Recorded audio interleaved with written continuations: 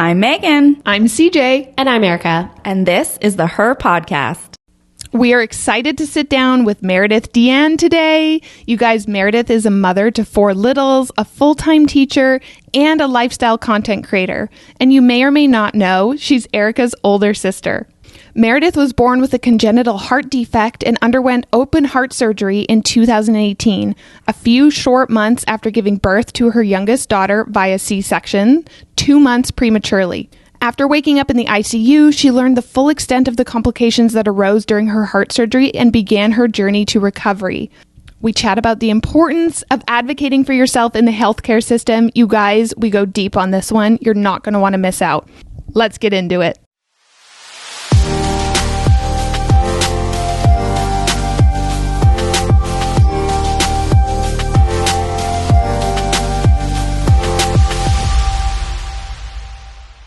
Okay, well, welcome. Thank you for coming today. Thank you for having me. I'm really excited. She had to come. Well, let's preface this for people that may not know that Meredith is Erika's sister. Yes. Which that still shocks some people. It does. Right? Yeah. I wonder if people will be able to tell our voice differences. Oh, yeah. Because everyone says we sound the same. That's true. Well, I imagine you have the same kind of inflections, right? Yeah. Yeah. I think And so. our mom, us 3. Oh, yeah? Yeah. We should do a call-in. We all say goodbye the same way on the phone. And pants. Oh, do you say pants? Pants. Pants. Cute. Our husbands and stuff are always like, "Are you going to get pants?" And we're like, "Shut up!" I love it. Oh dear. That's so cute. Yes, Meredith's my big sis. So she had to come. Yes. Because I was like, support us. I'm on the podcast. I'm happy to be here. Hi, we've booked you in a date. Please show up. Yes. And Milton's coming on next month. He is? Yes. What is he going to talk about? Just wait. We're going to have him mediate us. Yeah. What? Literally. Could you imagine? So Wow. Milton is their dad, so I'm it's going like to a put Milton family on affair. blast. Stay tuned. Just kidding. Can I just come like To watch. be in the audience? Meredith Should be can a come- live show. She can come hold the light. Yes. Oh, that's a... Oh, man. Oh my gosh. That's funny because Milton is an excellent mediator. Yeah. With everybody but his family. Yeah. So this will be a really interesting dynamic. No, we're like, we just want to, I mean, this is about Meredith, but you'll have to stay tuned because Milton's is going to be all just about communication and how to communicate in workplaces because that's what he's really, really good at. Yes. So you'll have to stay tuned for that. But yeah, we are all a big happy family here. Cool. Which I love. Yes. I love that too. So good. Okay, so we obviously know a lot about you and your story. Right. But for our listeners, you underwent heart surgery a couple of years ago. Can you share that journey and why you had to go under? I'm saying it wrong. Have heart surgery? Thank you. Yeah, you're good. Coffee. Thank you. Yes. No. Yeah, for sure. So I had open heart surgery in 2018, in December of 2018. And I always knew that one day I would have an open heart surgery because I was born with CHD, which is a congenital heart defect.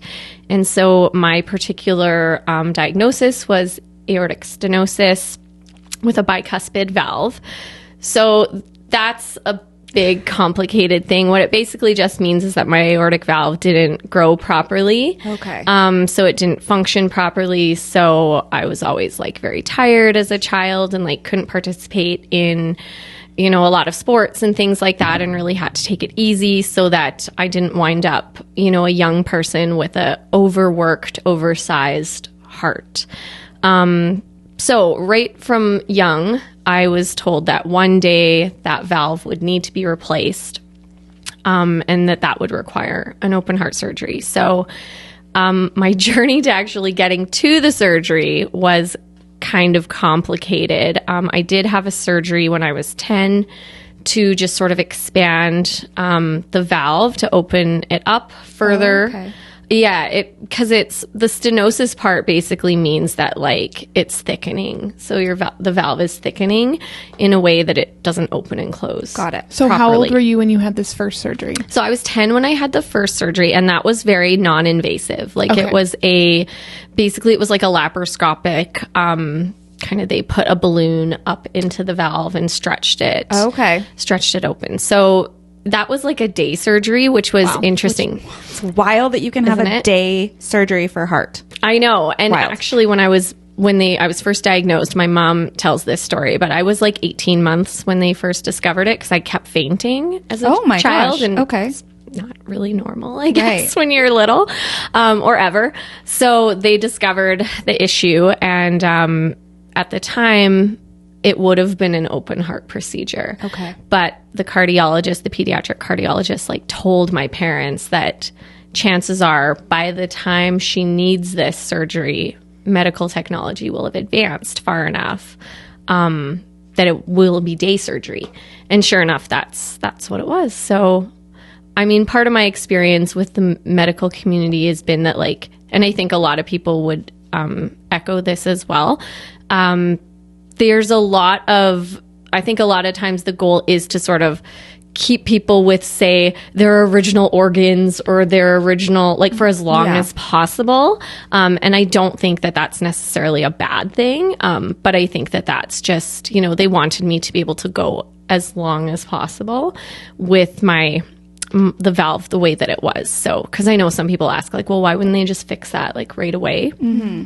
But obviously, as a child, when you're growing and everything's changing, they kind of just want you to not have to change anything until your body absolutely needs to. So, and so did they know that there was a timeline for the second surgery, or was it, we're going to watch everything and you had checkups yearly and all that kind of stuff? Yeah. So that was interesting because after I had the surgery, when I was 10, it definitely, like, I remember feeling so much better. Right. And, like, as a kid, it was just normal to feel a certain way. So I distinctly remember, like, the first time that I, like, ran after that surgery, and I was like, oh my gosh, like, I'm not tired. And so that was really amazing. So I know that it definitely made a difference. And at the time, my doctors said, you know, we're hoping that this will hold her over till she's, you know, 15, maybe into her early 20s, that sort of a timeline. And so that seemed good. You know, I was like, yeah, anything to avoid a big surgery. And I felt so good. And I did go for checkups every year. And I was doing really well for a long time. So, you know, they were like, oh, maybe not when you're 15. Like, maybe we'll hold off until, you know, you're 20 and just kind of into your 20s. And I had a doctor at one point say, you know, you'll probably want to have your babies before you need this surgery, because they had kept kind of like pushing it. Like, they were like, okay, maybe 25, maybe 30.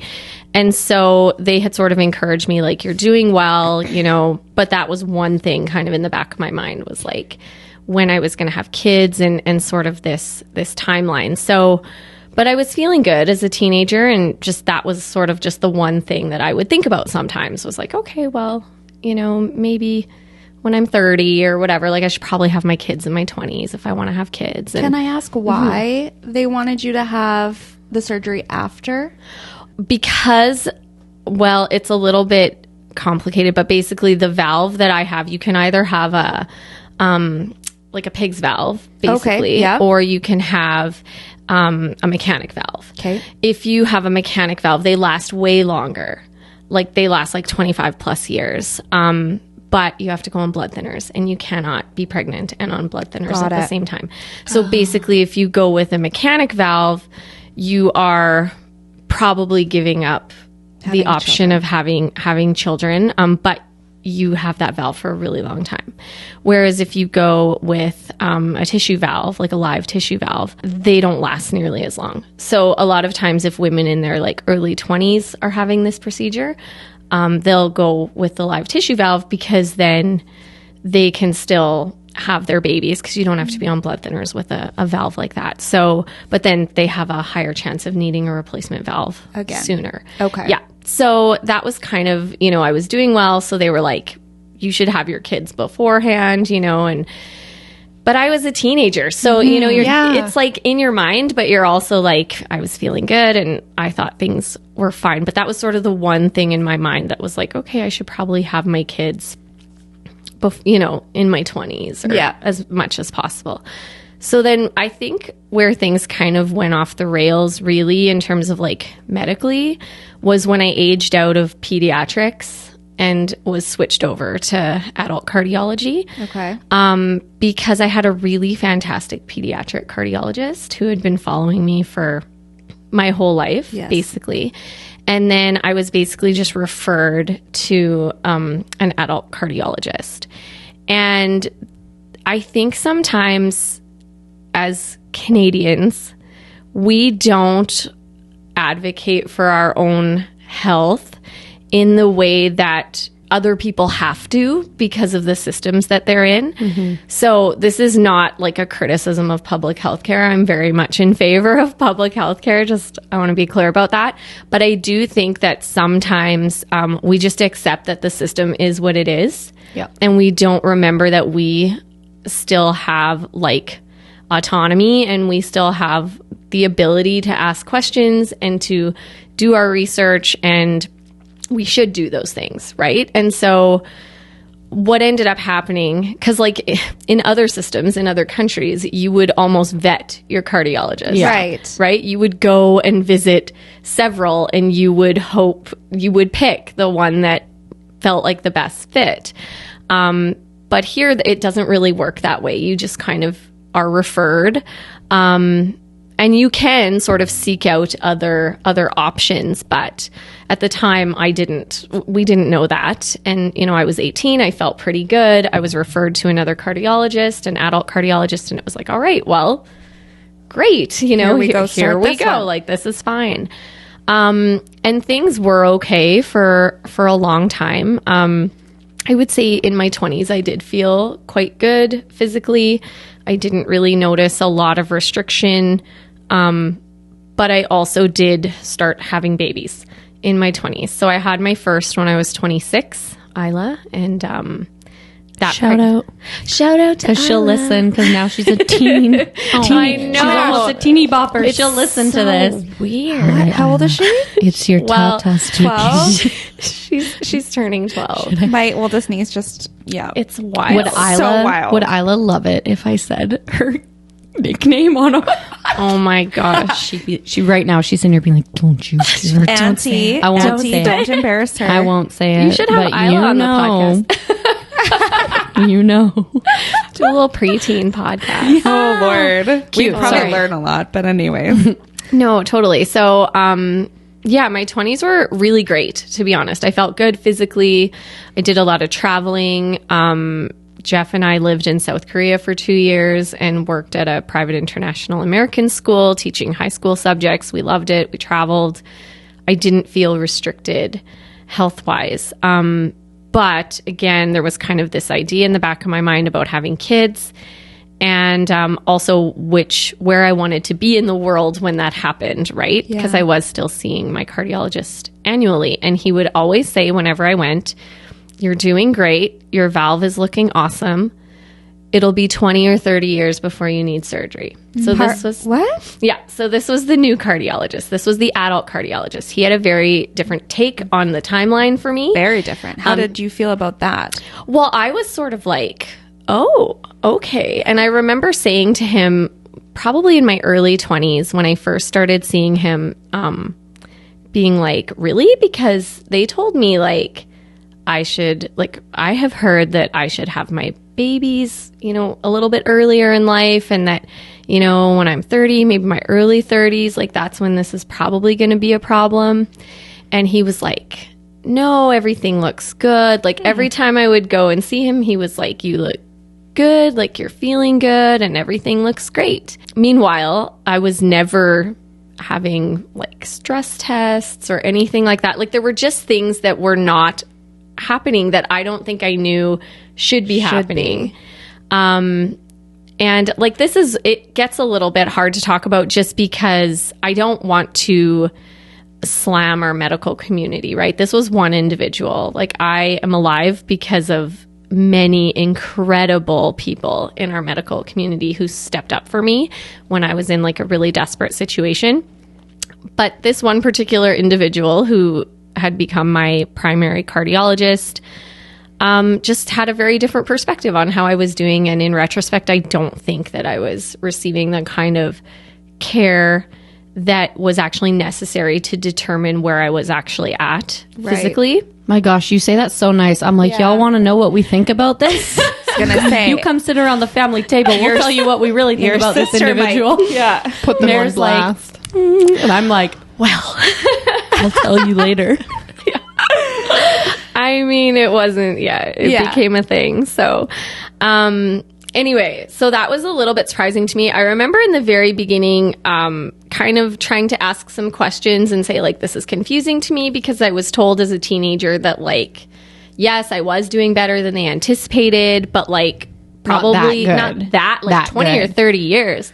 And it was just always, like, every time I would go in. So I'm, 24, 25, 26. 20 or 30 years, 20 or 30 years. Okay. So I'm like, I must be doing really good. So you had your first baby at 26? Yes. So I had Isla at 26 and I felt good.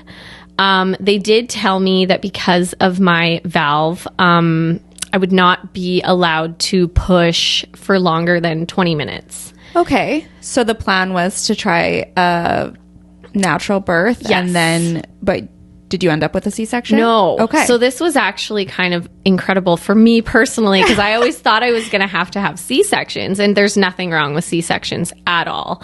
But I kind of grew up thinking that was going to be, the path for me. Right. But they did say, no, like you can try to have your babies naturally. And they did say I would have to have epidurals very early on in the process, just to avoid too much strain. And that I'd only be able to push for about 20 minutes. So they'd wait until everything was like, baby's like almost, like she's like right there before you're allowed to push, right? But, so I had her naturally, and that was great. It was honestly, her birth was like a dream birth. So I absolutely knew when I was pregnant with my second that it was not going to be as good. Right. I just How do you knew. hold to the golden standard? Yeah, like Isla was, I was in labor for a while, but the interesting thing connecting back to like the heart stuff when I was in the hospital with Isla was that nobody was worried about it at all. Okay. That was my next question, was like, were you being monitored while? No. Okay. And so actually it was my mom who was like, super mama bear, that was like, hey, she has a heart condition, like this is like, is anybody paying attention to this? Right. And I think something else that I learned about our medical system that I didn't really know before going through all this is how disconnected some of the different units really are. Yes. Like, we sort of think it's like Grey's Anatomy, where everyone's besties and they're all talking to each other and they're like, sharing all this important information about their patients. And it's like, no, it's not like that. Like, when you show up here to labor and delivery, like, unless someone from cardiology is like assigned to be there with you, sometimes that might not happen, right? Very disjointed. It's so disjointed. Yeah. And again, this isn't like a criticism of anybody working in the medical community. It's just that I was surprised by that. Like, obviously you have your chart and you have your file, but if the cardiologist hasn't put the right information in the file, then what, that it's not like they just run and ask, what's happening here. So and we kind of come from a place of assuming that all of the information that's needed about us is there, and it may not be there. It may be wrong. Yeah.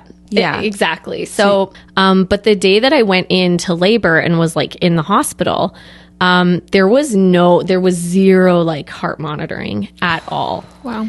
That's scary. Well, and I guess, and I'll get to this part later, but when I look back on all of it, there's a real, like, I struggle with feeling foolish in a lot of ways, because I just kind of go like, oh my gosh, like, that was my body, that was my experience, it was my health, and I didn't know very much about what was going on with me. And I took for granted that I had the right people helping me, and I didn't ask questions. And I'm also a chronic people pleaser, and I'm working very hard not to be so much that way.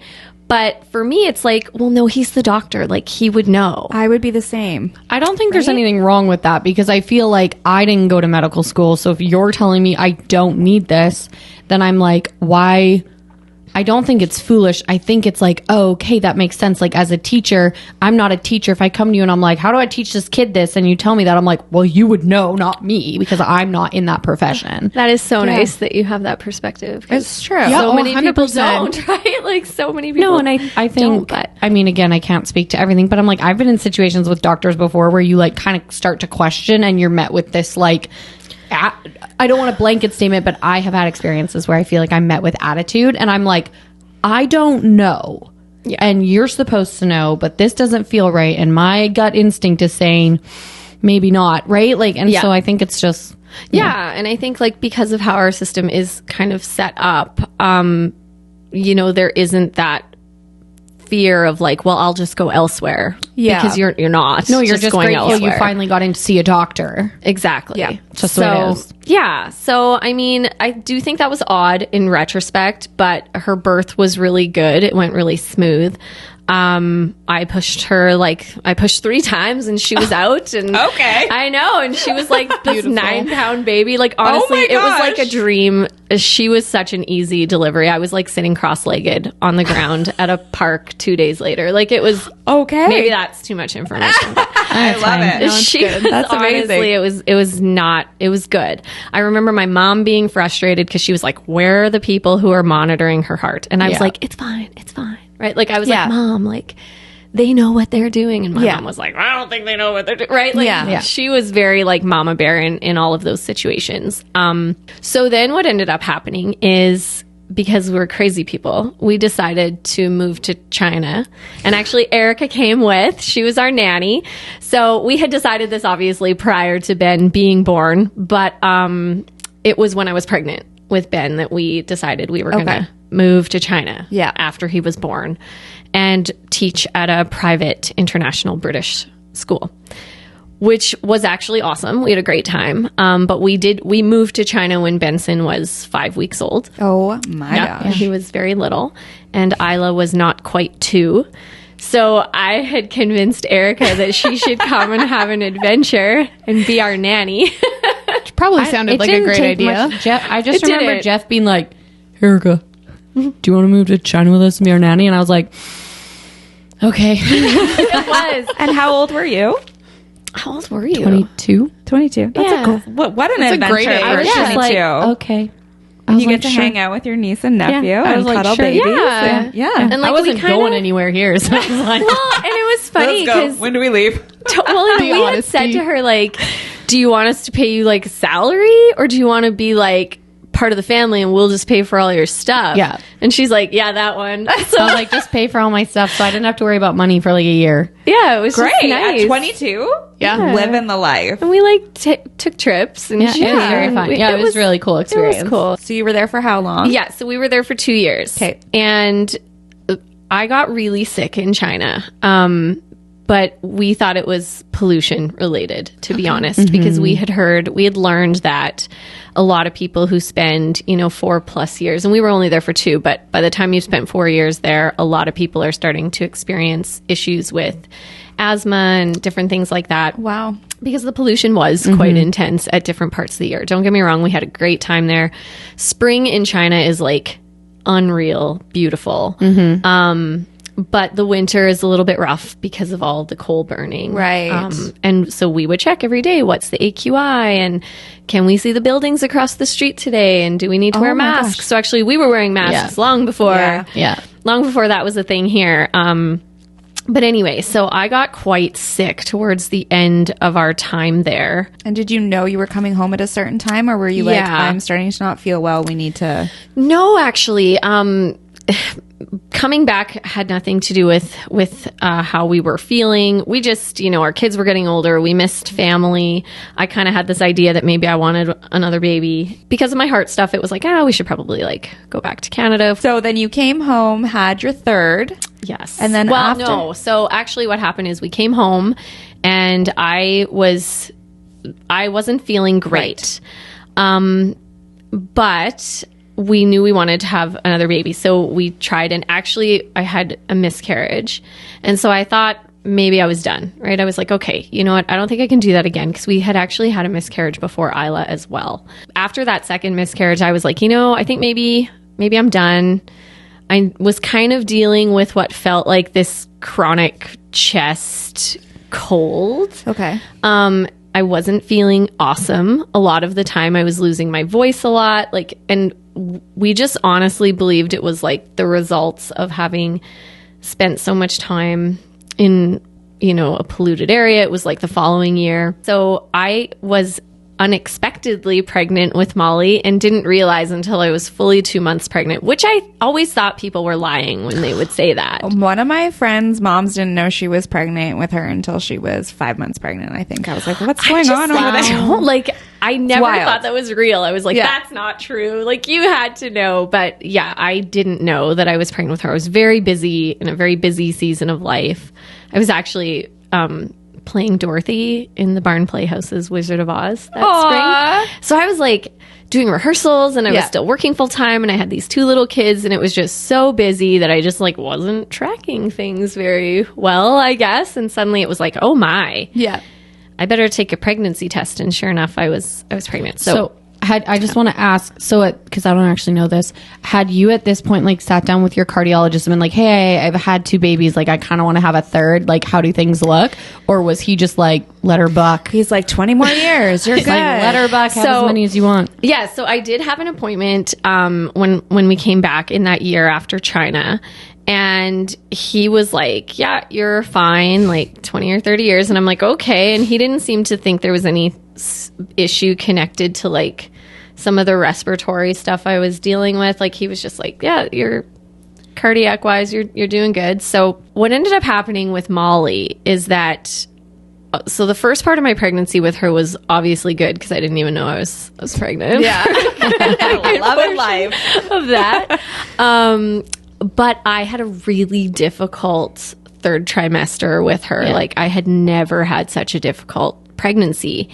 And so part of me was like, okay, well, I'm older now. Like I was 30 and I'd had 2 babies and I'd had 2 miscarriages and I was still kind of dealing with this, like, I just didn't feel 100% most of the time. And like, pregnancy kind of sucks too in a lot of ways. 100%. Right? Like your feet swell and your hands swell and you're already kind of short of breath and like there's all these things that you attribute to being pregnant. Right. First, because that's the most obvious connection, right? So I was experiencing a lot of issues in my 3rd trimester and I ended up actually going to the hospital at one point and was diagnosed with adult onset asthma and given puffers because I was having so many chest issues. So was your OBGYN concerned at all during this pregnancy with the respiratory and that face? like was there not gonna be on sorry. You can say pass. You can say pass. I'm just confused.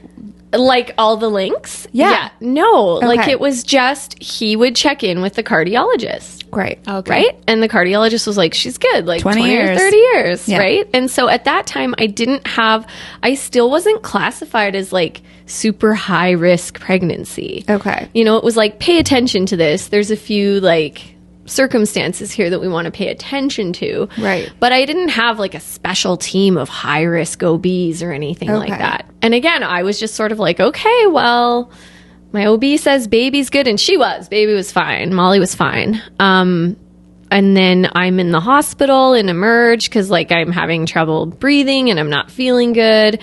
And they're like, oh, we think you have asthma. Which also kind of connected with all the time we'd spent and the pollution and just all the things. So they like give me these puffers and I'm like, all right, now I'm pregnant and I got these. I'm already puffing. In hindsight, you're just like, what a Band-Aid. Was this the time or was it with Nora when they were like, didn't one of the doctors be like, you're having panic attack? Oh, that was with Nora. No, like you're having anxiety. And she's like, no, I'm dying. Everybody. Which might cause anxiety. Because no one's listening to me.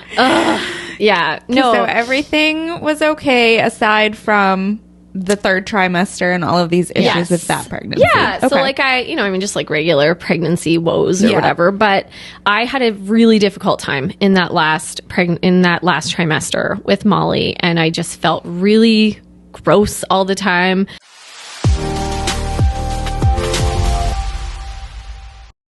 Hi friends, Megan here. If you follow along with me on socials, you know I am a huge fan of Poppy Barley and wear their beautiful footwear daily. I started my collection with the classic 2.5 booties, and my obsession only grew from there. Born in Canada, Poppy Barley rethinks every step to create sustainably made, fairly priced products designed to be worn on repeat, and trust me, you will. Not only do they create beautiful, functional, and comfortable footwear, they are a company that cares. Poppy Barley's mission is luxury for the people and planet, and they are a certified B Corporation, meeting the highest standards of verified social and environmental performance, transparency, and accountability. Oh, and have I mentioned that they are a woman-owned company? You know we love that. Want to discover Poppy Barley in person? They will be popping up at the Elizabeth Lynn Studio Thursday, March 9th through Sunday, March 12th. Drop by to try on and shop, or you can make an appointment on their website. The shop will be full of shoes and ankle boots for you to try on in sizes 5 through 12. When you find your match, they'll ship the shoes directly to you from their warehouse. Take $25 off your order of $150 or more with code HERPODMARCH in person or at poppybarley.com. Note that it cannot be applied in conjunction with other promotions or sales. Follow and shop Poppy Barley on socials at POPPYBARLEY and at poppybarley.com. We'll link it in the show notes. Happy shopping, friends!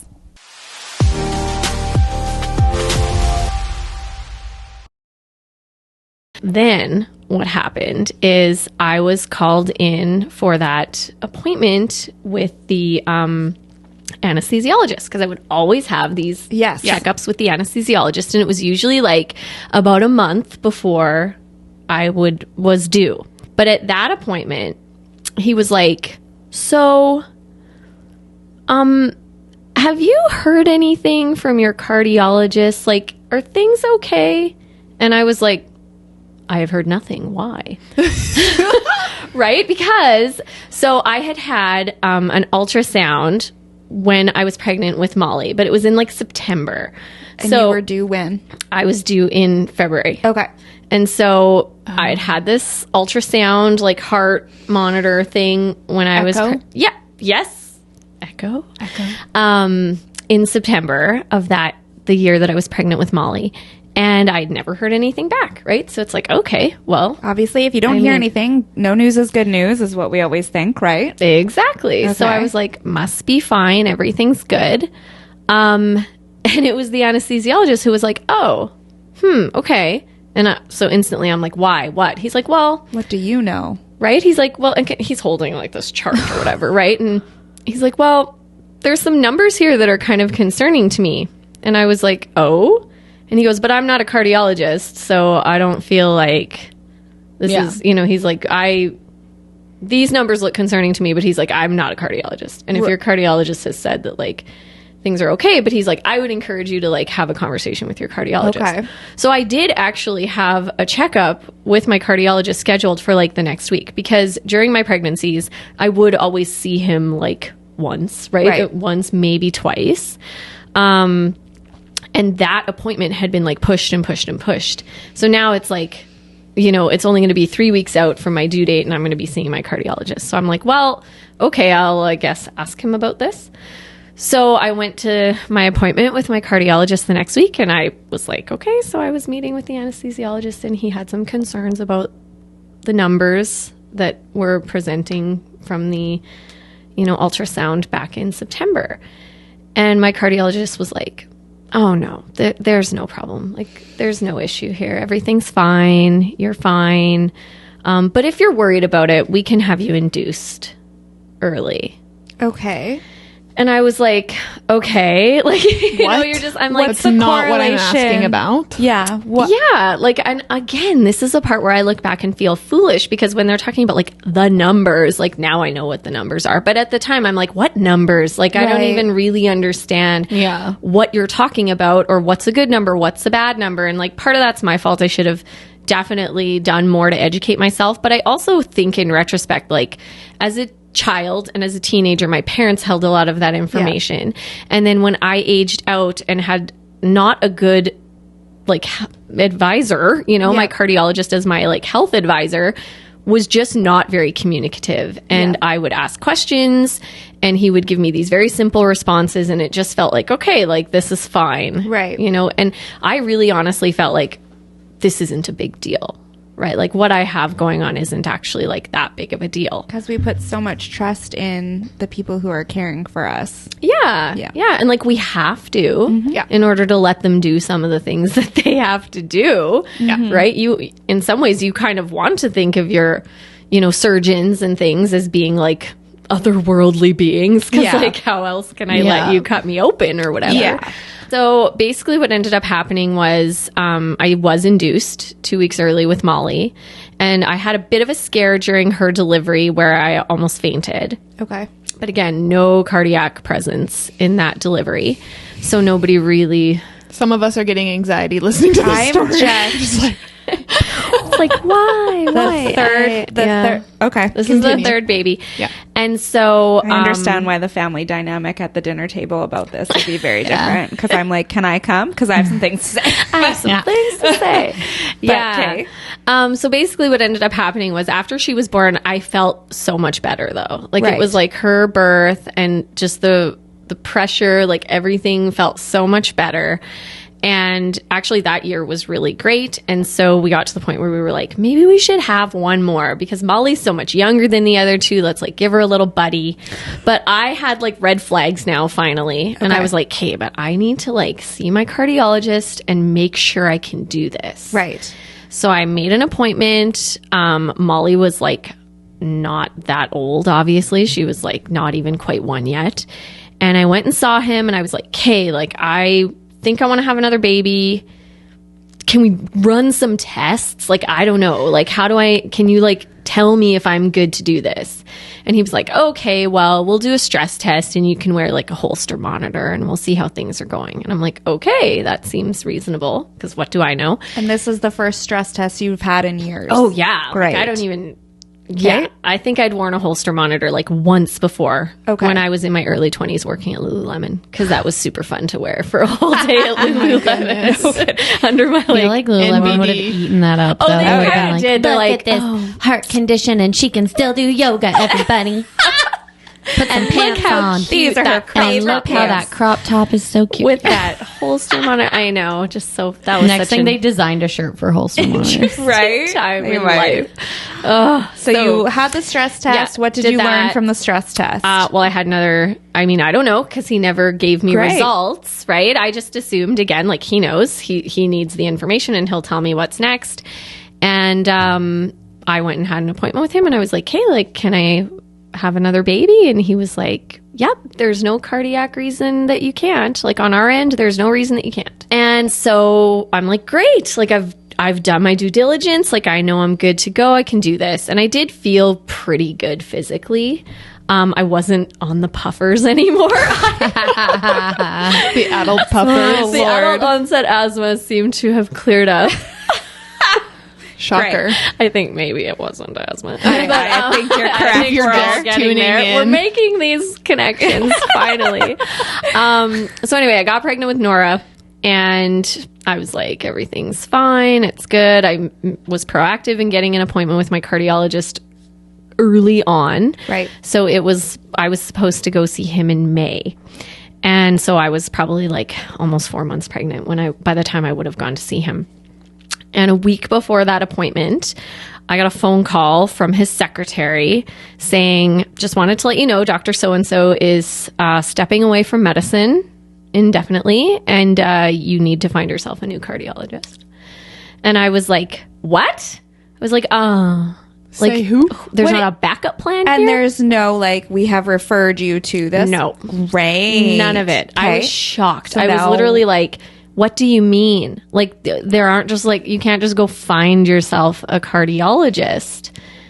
So I flew into whatever action and called our family doctor, who, shout out to our family doctor, who has been like an incredible, he's retiring now, but he was like an incredible family doctor who advocated for us when we needed things, and he was great. So I contacted him, contacted my OB, and was like, help, like I need a cardiologist. So both of them tried to get me a referral. And like requested that. I don't even know to this day exactly how that works, but they on their end reached out, tried to get someone to take me on as a patient, and we're not having any luck. Wow. You would feel like know. so, like, like I'm just how? imagining you'd feel so out in the cold, you know, like left out on the street. You're like, what? Yeah. Like I'm pregnant, you know, like I I'm didn't now on know my what to do. Like Yeah. I Erika's legitimately like, didn't I'm know going what to medical school, I guess. Like, I got this. Yes. Here we I've go. seen Stepping enough up. Grays. I've seen enough Grays. I'm Christina Yang. I mean, I could see you being like, all right. It's still I just would have had to. I feel like, and again, I remember sitting at Kinsman Park when you finally saw, which I think you should share how you finally got the doctor, Yes. because that's 'Cause really it's cool. so good. But I Yeah. do remember, I'm just like, and it's not to any fault, but again, Meredith has claimed herself as a people pleaser, and I think I'm the opposite. Which, you know, I just am like, what would I have done? Or, you know, I Yeah. reflect on that and being like, I know. And I do sort of, again, like I learned a lot about our healthcare system. I learned a lot about myself also in this process. And I think like if there's a silver lining, like I really have learned to like advocate for myself, for my kids, when it comes to like our health, and just how it is absolutely possible to fall through the cracks, and people do. And so how do we, Well, you did for years. and like cluelessly, right? So anyway, So you found a new cardiologist. well, so that's a kind of a cool story that I should tell. But what ended up happening is we like no luck. Like it was like 5 weeks and nobody had agreed to take me on as a cardiac patient. Were your doctors concerned at this point? I don't know. Okay. I honestly don't, because again, all the information that they had from my cardiologist was that I was fine. Okay. So I don't know that there was like the sense of urgency that might have otherwise existed. But I mean, I don't think that they didn't try. Like I do think they tried, but I wasn't even really labeled like high risk, Okay. you know, at the time. So anyway, what ended up happening, my mom, because of course she is like, again, Mama Bear, she was at an event. This is true. Like you can't make this stuff up. So she's at this event, like out east. Okay. And it's a social event. It wasn't, you know, work related, but there were lots of people at this event. And she ended up in a conversation with a cardiologist from Saskatchewan. Wow. But he was, Kismet. well, yeah. So, and he's from Regina. Also an amazing individual who I have to credit somewhat with saving my life also.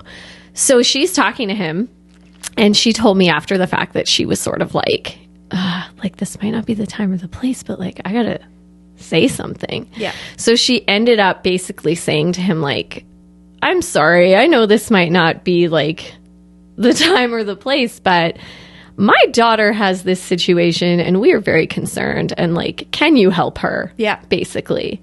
And he was like, yes, I will help her. He was like, I can't be her cardiologist, obviously, because he was in Regina. He's like, but I will get her a cardiologist. Amazing. Yeah. So that was like on a Sunday. And I remember being at work, and I was sitting at work on a Monday, got an email from this cardiologist. And he was basically like, hi, I'm Dr. So-and-so. Can you give me a quick rundown? Send me your health card number, like just, Yeah. you know, some logistical stuff. Send him that. The next day, I got a phone call from my new cardiologist's office, and they were like, hi, you know, Dr. So-and-so is going to take you on as a patient. Can you come right now? Oh, goodness. And I was like, yes. So I just Literally not. Yeah. It's all about who you know. I'm going right now. Well, Okay, and great. it's about, I think a bit of that, like with our mom, is like listening to that gut instinct that's like, I just have to ask. And you guys know I'm a big just like ask. Like, just ask. And he could have been like, go away, no. And then you would have kept going. But I'm like, if your gut is saying ask, just do it. Because you never know who's going to be like, yes, I can help. I can help. Exactly. Yeah. And like the goodness of people who I think sometimes part of my people pleasing maybe comes from this fear that like, I know people are good, but you know, you sometimes think you're going to get that negative reaction, and it's like just trusting in the goodness of people for the most part, right? Like there was no reason for this person to not help me if he had the ability to help me, but I probably wouldn't have asked in that moment. I would have, you know, not wanted to make him uncomfortable or not wanted to make things awkward or not trusted that his response would be like a good one, right? And that's not fair to put that on anyone else either, right? So anyway, So did your cardiologist's office, new one, say, can you come now? Because they were like, we got some red flags here. Yeah. Great. yeah, so they were like, please come right now. So I basically told my coworkers like, I'm out, bye, and bye. Exactly. And I raced to Saskatoon and they did a full echo like immediately. It was like over an hour long. Like I don't know that I've ever had such an intensive echo. They did ECGs, they like ran all these tests. And I was supposed to meet with my new cardiologist right after. And they were like, okay, we're actually going to bump this back to Thursday because his office day was Wednesday. And I found out later he wanted to spend time researching my situation so that he could like... We love this cardiologist. Yes, we do. Very much. We very much do. And he's wonderful. He's still a cardiologist here in Saskatoon. He's really fantastic. So anyway... I went in on the Thursday, still like kind of oblivious. I'm like, well, this is great. I have this awesome new cardiologist, but I still didn't like understand that things were bad. No. And so I sat down with him and he was awesome, but very honest with me and basically laid out the history of my condition from the limited resources that were available in my file, because there was just, he even said like, there's a shocking lack of information in this file. So they kind of tried to piece some things together, but basically I was like my valve was almost completely shut. Oh, gosh. Wow. Yeah, it was like pretty bad. I won't get into all the numbers or details, but the point is that it was like pretty critical. I'd moved into like a really critical state, and a lot of the signs of congestive heart failure or leading up to congestive heart failure look like the signs that you experience when you're pregnant. So, you know, shortness of breath, swollen hands and feet. So where were you in your pregnancy at this time? So I was 5 months. 5 months. So from 5 months on, you walk into the new cardiologist's office thinking everything's normal. Yeah, like I mean the discomforts of pregnancy and also being a mom of 3 while pregnant with a 4th. Like there were just some things that were. And then you leave an appointment with a whole new reality. Yes, yeah. And I was very shocked, and I did. I went to Kinsman Park and the family was there, and I think I just said, it's bad. I think I just didn't even really... Guys, I got some news. It's bad. But so did anyway, you leave with a plan from that appointment? Yes. Okay, great. And he also transferred me over to a high-risk OB team that dealt specifically with cardiac patients. So I went from having like one good OB, but you know, like not really, this was not his area of expertise, to like, okay, here we go. This is serious. This is a team of, and it was a team of female OBs. Shout out to these like amazing women who like stepped up for me big time, kind of, you know, just stepped in. And they were also surprised. They were like, we can't believe you didn't have, you know, a team like us for all your pregnancies. Yeah. Like they're like, there should have been so much more happening. So you are, imagine, feeling all sorts of things about this. Yeah, I was feeling silly and foolish and like, how did I not know that this was so bad? So basically everything kind of kicked into high gear. Yeah. And my OB team was amazing. I saw my cardiologist frequently. I saw the OB team like once a week. And they were really just like, I wasn't in active heart failure at the time. And they didn't want me to be in active heart failure, right? Because then that would be like a really critical situation. But they also knew I had this like baby that, I mean, thankfully, I was far enough along in my pregnancy that I didn't have to make a difficult decision about, you know, my health or continuing on with pregnancy. Because that would have been absolutely devastating to have been faced with a choice like that. But I was already 5 months pregnant, so they knew that Nora was viable, but also they wanted her to be inside of me for as long as possible. And so it really just became a balancing act of, can we get you to a place where you're in the best position and she's in the best position, and then you can, you know, we'll deliver her. So we did get to that point. She was born September 6th via C-section. And that's a little early? Yeah, that's 2 months early. Yeah, so she wasn't due until November. So she was preemie. And that whole experience of having her was so different than any of my other pregnancies, for sure. There was so much cardiac presence and so many people. I actually gave birth to her in an operating room, and not because of the C-section. I was supposed to have her naturally, because it would have been better for my valve. I won't get into all the reasons, but basically it actually was physically better for me and my heart to have her naturally. But I couldn't. And so we did actually end up there was a really difficult time there where we did have an anesthesiologist come in, you know, prior to her being born and telling us, like, if we have to make a choice, like, you're our patient, sort of a thing, you know, if we have to make a difficult decision during your delivery, you're our patient. And I think that, you know, my cardiologist came to visit that day when we were in the hospital, kind of leading up to her induction. Anesthesiologist met with us. The OB team was there. Like, there were so many people that cared so much and were so helpful. And like, that was the experience that you like think you should have when you think about healthcare and like your life or death situations, right? Like night and day. Night and day. They were so fantastic. And they also did a super good job, I think, of shielding me from some of, like, I knew what I needed to know to make good decisions, but they didn't bog me down with worst case scenarios and things like that, because that wasn't the headspace that I needed to be in going into that. So basically what ended up happening is she was born via C-section and I was okay. The reason I had her in an operating room was because they were concerned that if something were to happen with me, they would rapidly need to be in a situation where they could deal with me needing a surgery, you know, at that time. That didn't happen. So that was really good.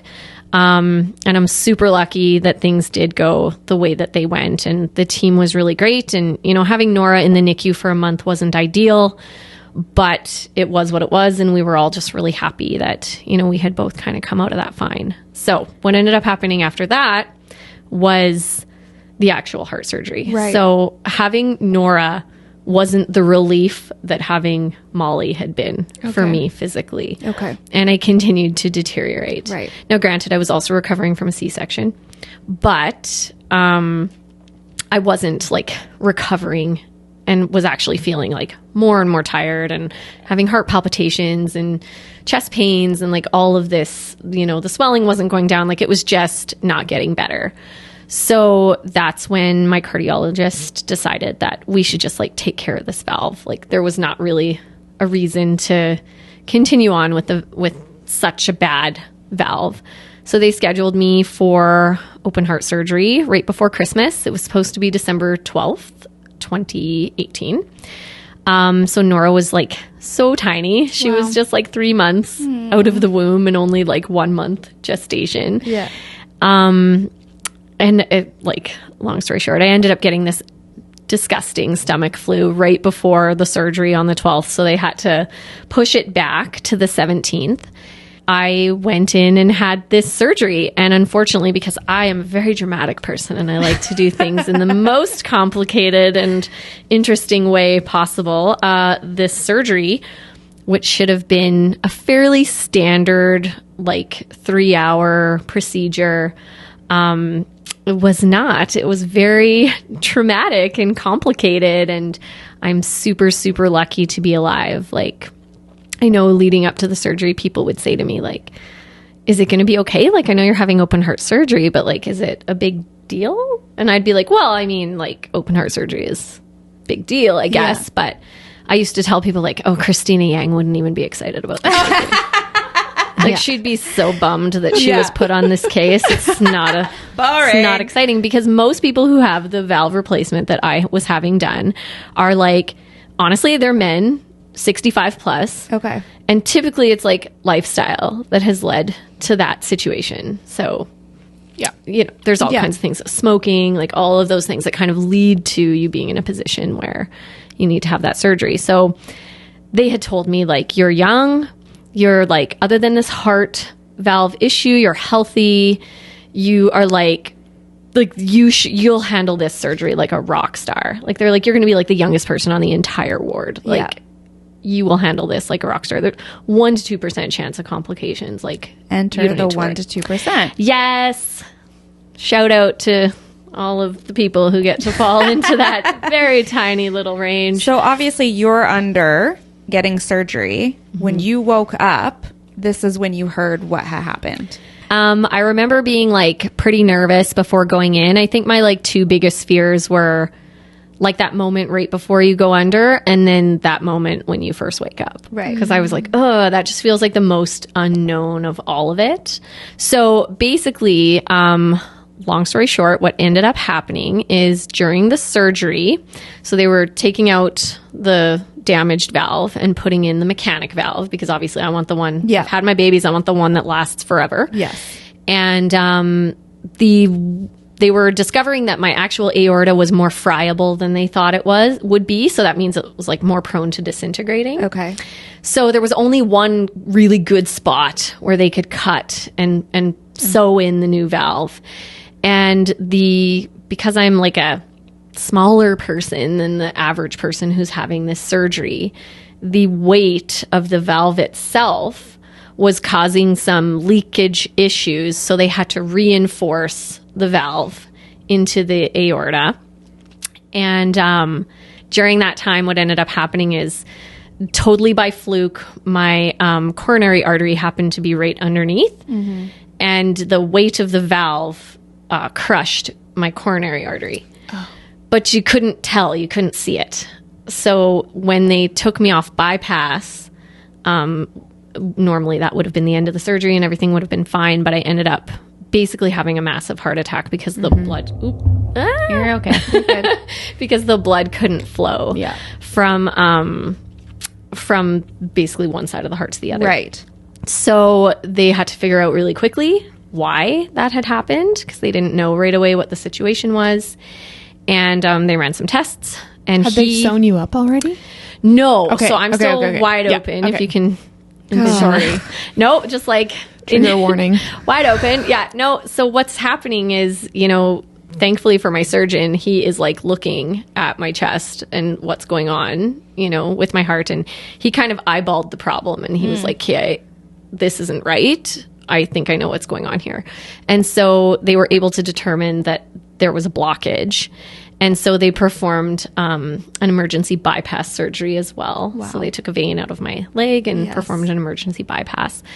And then unfortunately, after that, my heart they describe it as being very angry, probably from being deprived of, going on and off bypass. And like there was a significant period of time where they were concerned about like oxygen to my brain and things like that. So they had some trouble sewing me back up and like closing my rib cage up and, wiring my sternum together. It was like not going well. So when I came out, they had a conversation. My surgeon came out and talked to my husband and my mom and basically said, the next 18 hours are really critical. Like we're most concerned about her heart. Like we're not sure if the ventricle has been, like stunned or if it's like, so the left ventricle, if it had been stunned or if it was permanently damaged. Okay.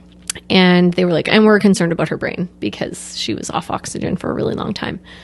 So I didn't know any of that. So that's a whole level of trauma that I don't know my family would have to speak to because I was just going to say, Erika, I need a whole episode for that. No, I think it was interesting, right? Because it was So I think on our perspective, like I was working that day and people were literally like, are you sure you want me to come in? Like your sister's having surgery. And I was like, she's fine. Don't worry about it. Like I was literally, cause everyone was like, she's fine. Yeah. She's fine. So even as the surgery was taking too long, I think I can sit in the realm of Meredith and being like, I don't know. I just like, was like, maybe they haven't texted us cause not the priority or whatever. So then we got like I can remember standing in my house and being on a group call and it was just like silent and my dad kind of telling us, it was like me, my brother and my other sister on this call, and I was standing there and my husband was like watching me and I remember just like my dad basically saying that we didn't know if we needed to come and like say goodbye.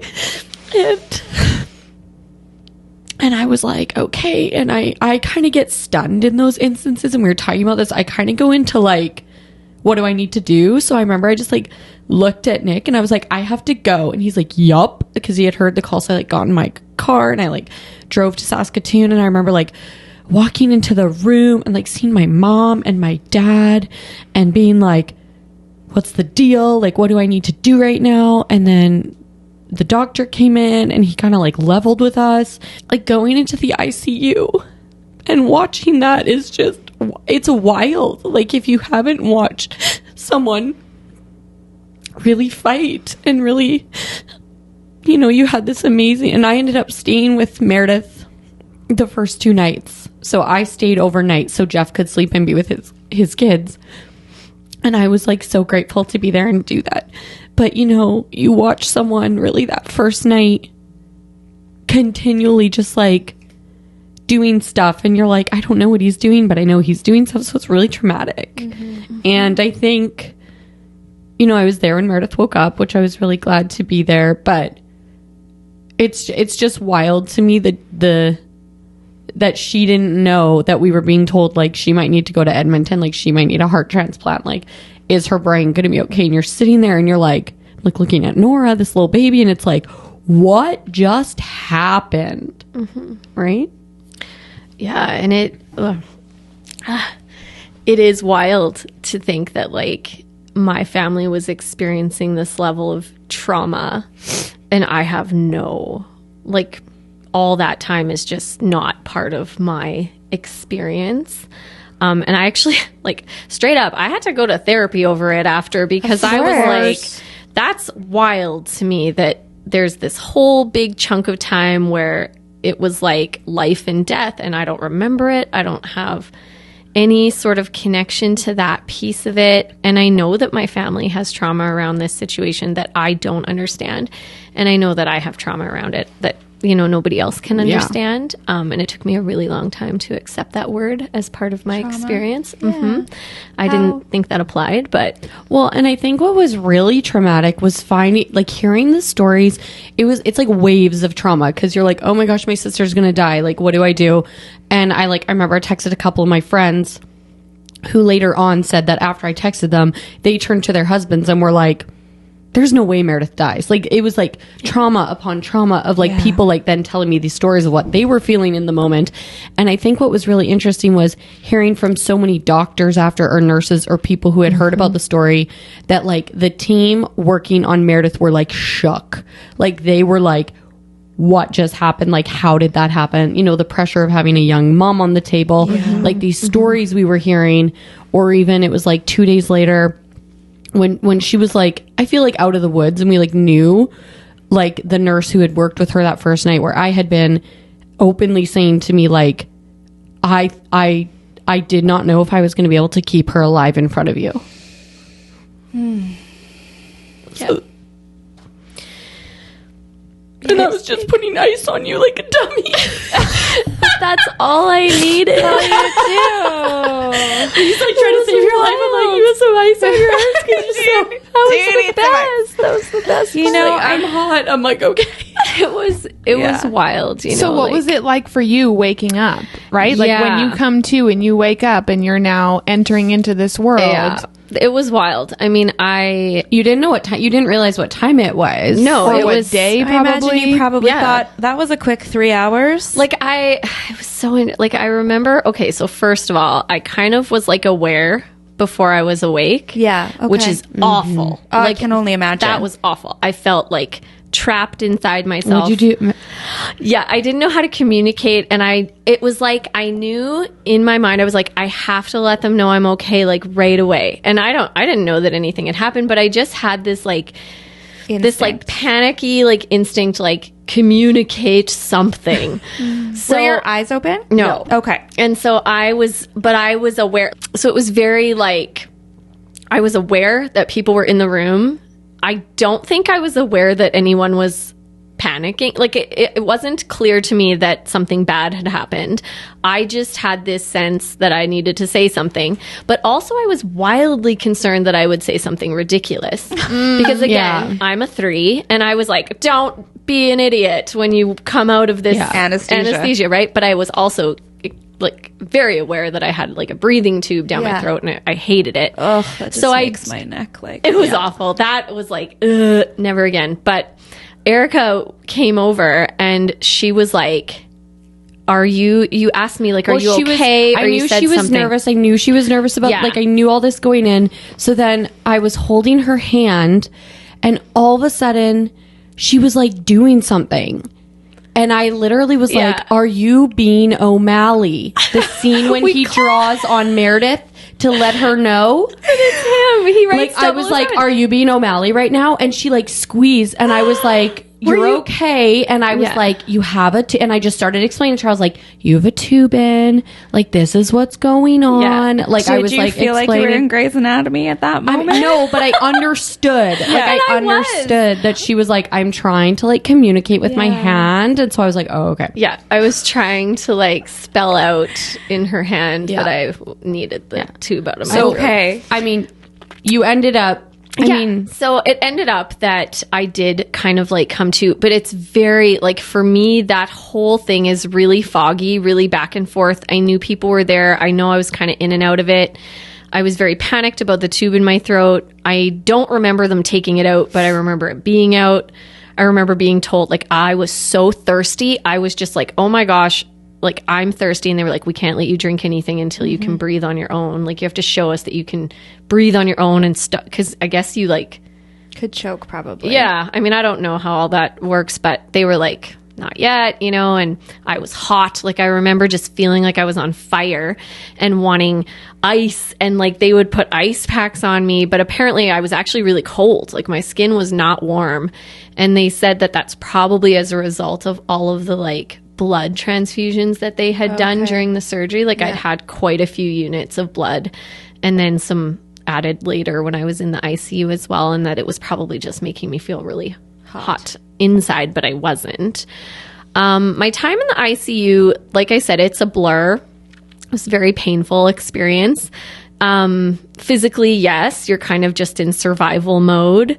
I remember thinking to myself, like, I'll never be okay again. Because like I remember they do this thing called dangling after you've had an open heart surgery, because their goal is usually to get you moving as quickly as possible. Right.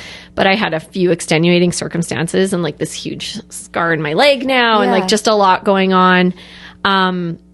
And so they were going to have me sit over the edge of the bed. That's all it is. They just make you sit up and put your feet over the edge of the bed. And it was so awful. Like, I threw up, which is also awful when you've had open heart surgery. And I remember just sitting there being like, I'm never going to be okay again. Like, I can't even sit on the edge of this bed without throwing up. Like, this is not going to be okay. And it took until, I think it was until Friday, where they were like, okay, like things started to take a turn for me in terms of what was going on with my actual heart, because they were really worried like it wouldn't beat on its own. So that's kind of the big thing that they were watching in that time that I was in the ICU, was that it wouldn't, I shouldn't say it wouldn't beat on its own. It wouldn't pump properly. They kept telling us, they were like, her heart is like so tired. Yeah. It like couldn't just like work. So I guess that's beating. And But like they were like same, but- without medication, right? Yeah. You, like, So needed meds. I was on a drug that was making it pump. Yeah. And they were like, if your heart won't pump on its own, like you need a new heart, basically. So I think for like several days that was still on the table, the idea of a transplant. Yeah. And it was just, there was a lot kind of going on there, but it was the Friday when things kind of really took a turn and things were able to pump on their own. So Yeah. you know, it was hard. It was painful. Lots of exercises, lots of people coming and supporting me, which was amazing. So I did end up getting to go home on December 24th at the end of the day. Oh my gosh. So I got to be home with my for Christmas. I know. Well, that's Christmas not miracle. a Hallmark movie ending. I don't know what is. I know. It was good. I was lucky.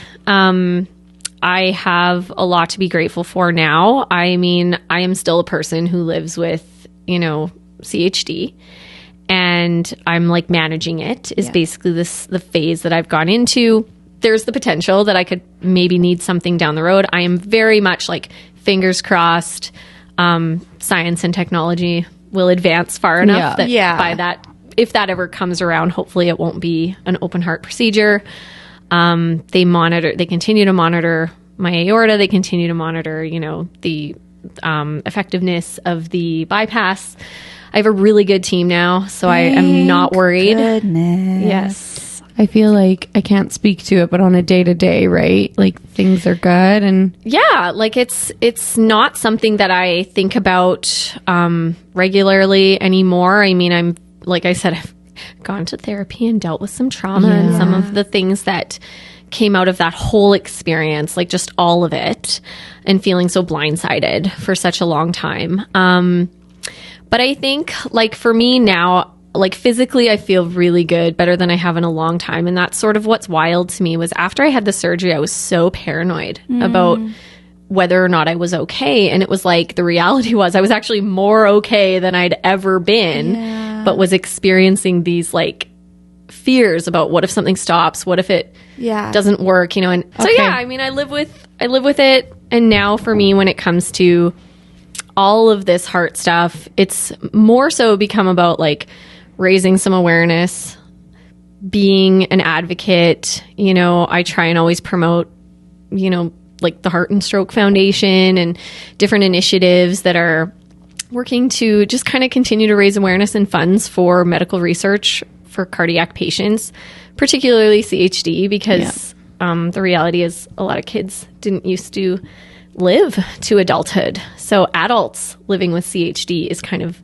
new in the last decade or two.